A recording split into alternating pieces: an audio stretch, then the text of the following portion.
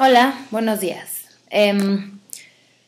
Bueno, mi opinión acerca del suceso del 2 de octubre de 1968 ha cambiado bastante desde que estudié esta unidad, porque pues estudiarla me ha ayudado a ser consciente y ampliar mi conocimiento acerca de lo que realmente sucedió en esa época en nuestro país.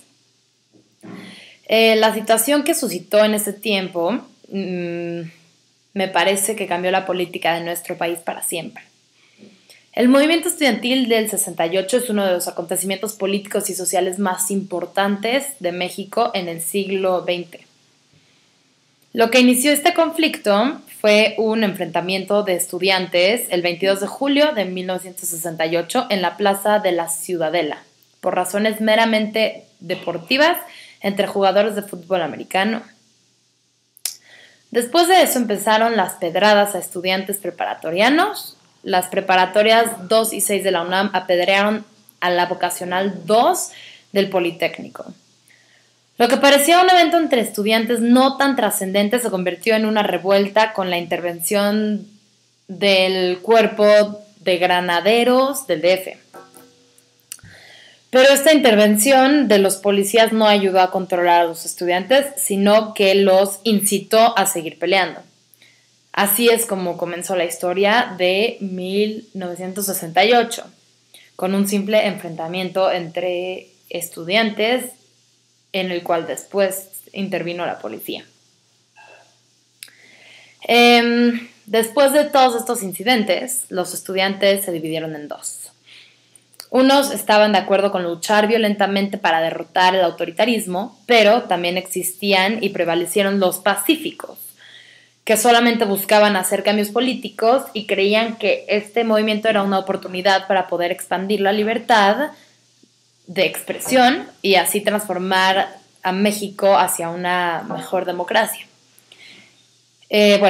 En general, este movimiento surgió por la indignación y la idea de que algo tenía que hacerse contra el gobierno mexicano en los 60, que pues estaba poco dispuesto a escuchar las demandas de los universitarios, de la gente en general.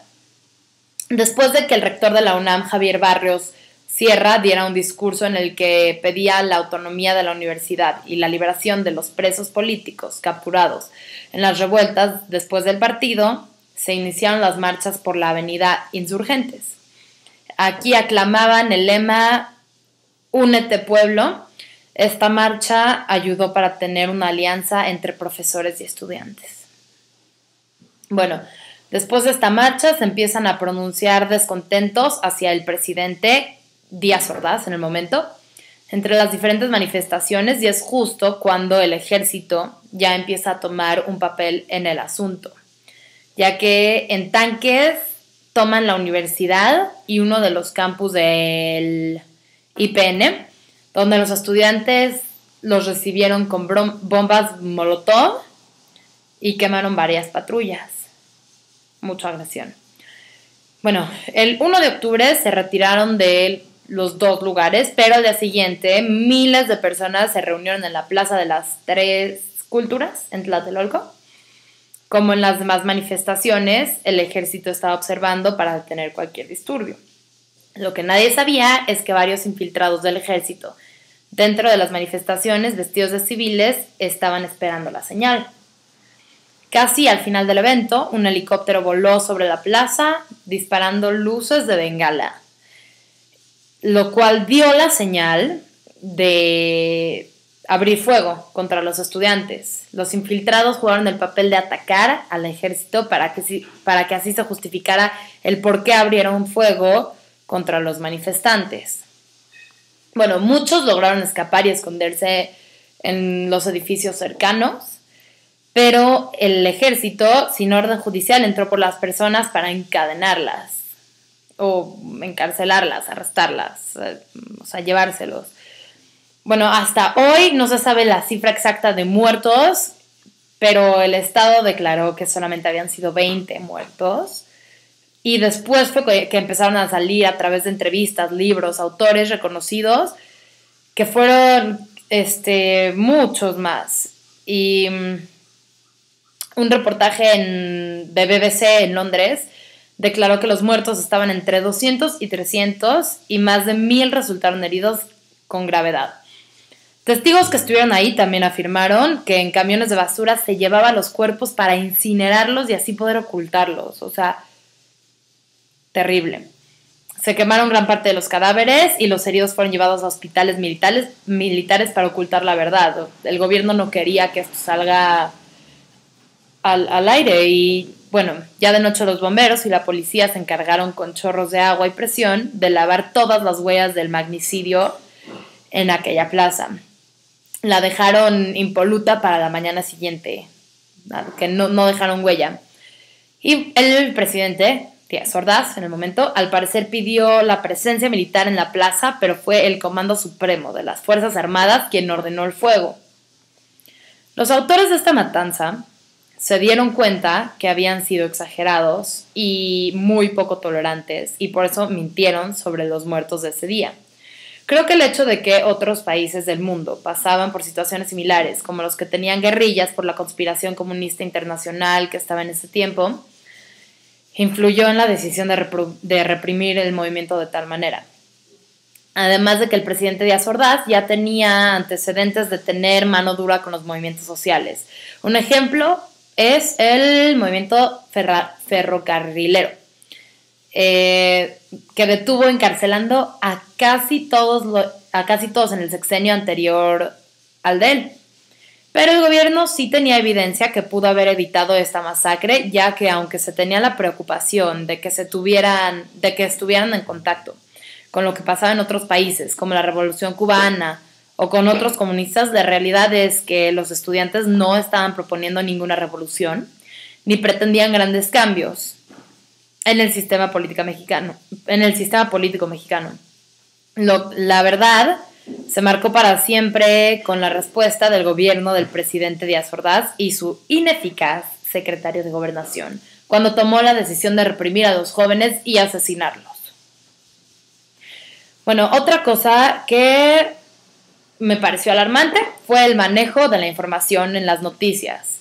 No hizo gran énfasis en lo que había pasado y, como ya habíamos comentado, se dijo que habían muerto 20 personas, cuando en realidad fueron muchas más, como varios autores lo mencionaron y lo publicaron con fotos y con evidencia de lo contrario.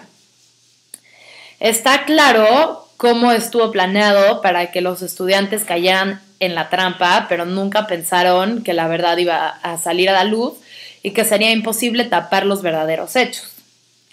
La reacción del gobierno le costó un desprecio por parte de la ciudadanía muy grande, que yo creo que hasta la fecha se siente. Además, le costó al PRI que cada vez tuviera menos votos. Eso no influyó para que siguieran gobernando muchos sexenios más, pero debían verlo como una lección para no volver a actuar así, si querían conservar el poder más tiempo. El presidente siguiente fue Luis Echeverría. Quería congraciarse con los estudiantes, por lo que liberó a todos los presos políticos de la cárcel, dio más subsidios a la universidad y cuadriplicó el presupuesto para esta misma, pero en 1971 se dio otro movimiento estudiantil que también terminó en tragedia. Se llamó Corpus Christi. Después de este acontecimiento, él dijo que se iba a realizar una investigación. Caiga quien caiga. Pero no llegó a nada. Es más, hasta dijo que los halcones, que fueron la brigada designada para terminar con el asunto, no existían. Esto provocó que a los jóvenes dejaran de estudiar y se unieran a la guerrilla. Terrible también. Y lo siguiente fue que se iniciara la guerra sucia, aunque mínimo la que existió en México no fue tan fuerte como la de otros países, por ejemplo, Argentina.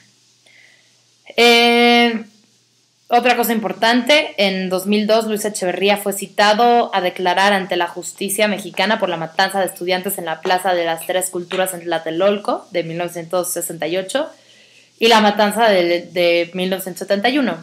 4 años después, el 30 de junio, un juez federal ordenó su arresto por la matanza del 68, pero, sin embargo, fue absuelto el 8 de julio del 2006 debido a su prescripción del delito en noviembre de 2005. Con esta resolución se termina con el arraigo domiciliario en el que se encontraba.